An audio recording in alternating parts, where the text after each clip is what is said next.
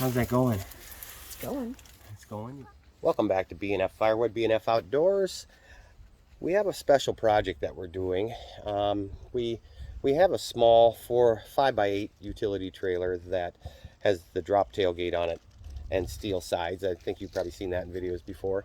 But we do a lot of hauling of dirt bikes and kayaks and things like that, and we also have really no place to store them but in our garage or our basement, and the basement's down a set of steps, so every year we take them downstairs and bring them back up. And so we decided to go out and look at some trailers.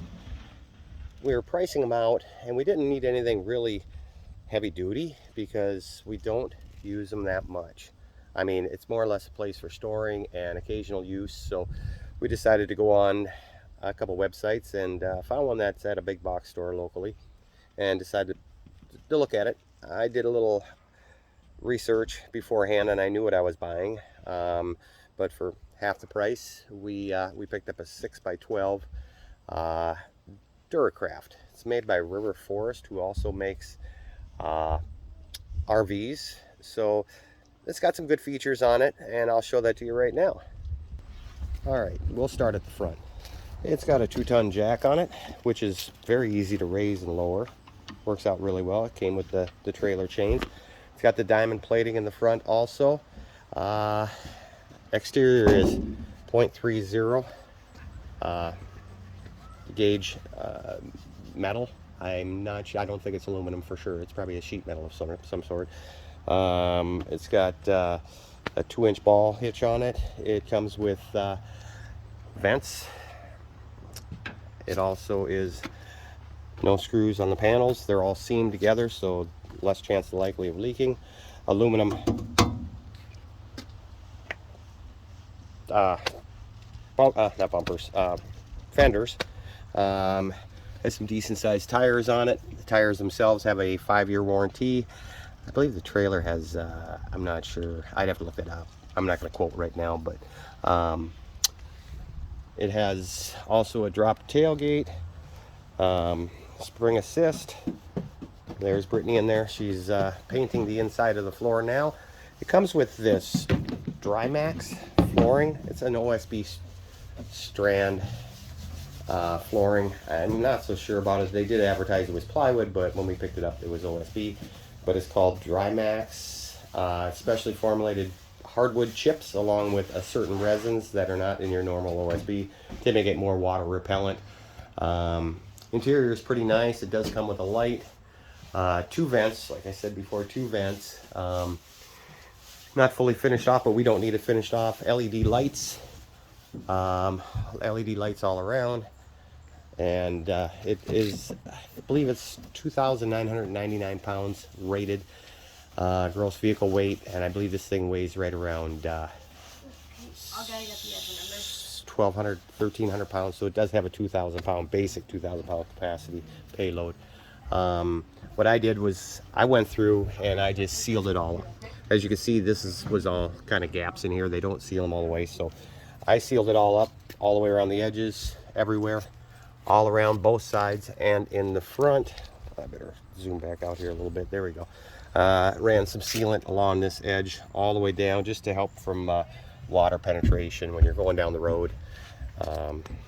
Yeah, so it does have like the camper style lock on it. I think I'd rather have the lock because we're not going to be spending any time inside, so that they put these on so you can get out from the inside, but we're not going to be spending any time inside of it. And we're going to, you're going to spend time inside? Yeah. You're going to live in here? No, I was going to use it as like, to do a dirt bike. Did you get any paint on the floor, or did you just get it all? This is from underneath. Brittany went underneath. And this is from underneath. Brittany was underneath painting all this while, so she actually went underneath and painted the underside of the plywood, just for an extra sealant. And I'll show you that here. Oh, let's see. Oh, there's some paint there. She missed some. So she did paint this whole bottom side, front to back. I had some extra bed liner spray, so I came in here and sprayed around the axles, the leaf springs, things like that.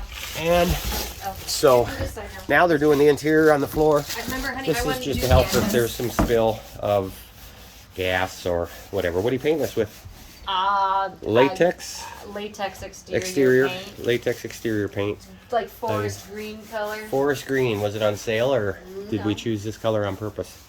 Didn't. I just chose it. Found Okay, it. found it. Found it. All right, Elliot. Black is so Are you dark. sanding the floor, or are you painting? Painting. All right, good job. Keep her up. All right, well, that's the new little trailer. Brittany said something about putting our BNF logo on the side here. We also were going to do our shipping container up at the land this year, but we ran out of time. It's just so much stuff to do that we ran out of time. We wanted to paint that, sand it, and paint it, but we never got to that. So, all right, we did tow this back with the van, and it towed very well, even with a 30-35 mile an hour wind. We had 30-35 mile an hour winds yesterday, solid winds. I think our gas mileage went down about 9 miles to the gallon, but Hey, we made it. yeah, but we made it, and we didn't have any problem. It didn't sway. It didn't do anything weird. I mean, yeah, it's not the heaviest built trailer. It's not the longest lasting, I would suppose, but for half the price of a standard 6x12 with the heavy gauge and all that other stuff, which we wouldn't be using that much, this will probably spend 60% of its time parked up at our land with dirt bikes in it, so we can get them out of our shipping container and have more room in there. So, all right. So I had to take one of the Polaris 6x6s home in order to do some maintenance on it, get a new battery for it, grease it up, things like that. I have it in the back of this, fits nicely in there, along with a couple kayaks, and I think I have one dirt bike in the front of this unit. So I'll get that offloaded, and we'll continue on. These are 12.5-foot kayaks, so they do fit in here nicely because it does have the V-nose on the trailer itself. I'll move you over here so you can see the inside of the trailer. I did add the tie downs up front, all on the sides. Got a whole bunch of walnuts in here to spread around the land again. Hoping to grow a few walnut trees up here. So I think this is, I don't know, 5, 10, probably 25 5-gallon buckets of walnuts that we got out of the backyard. And hopefully they'll reproduce up here. We get some walnut trees growing. So it's right up next to our shipping container. Side access door has got a double lock on it, but it's not as solid as these locks. It's more of an RV lock. So what I did was I stopped and I purchased some master locks. I don't know if you can see that. And I got this one for the front to lock the tongue, or the hitch, I guess I should say. And these are the locks that I'm using. They have like a rubber coating on them. I think they're supposed to be a little waterproof. I'm gonna put them on back here, lock them up on both sides. They do have a little slide button that you lock up, covers the keyhole. I'll show you how that works. It's got a little cover on it. Just locks it up. I guess it's to prevent weather getting in, but can never be too safe. It's a deterrent. It's not a surefire thing where somebody's not going to be able to break in, I guess. There we go. We're back now. Everything went black on the GoPro. I don't know why, but it was having issues. But that is the locks that I installed here. And up here to keep our dirt bikes safe and master force. So hopefully that works. All right, I think I'm gonna go up and try to take down a hickory tree that's split off and see what I can do with that today.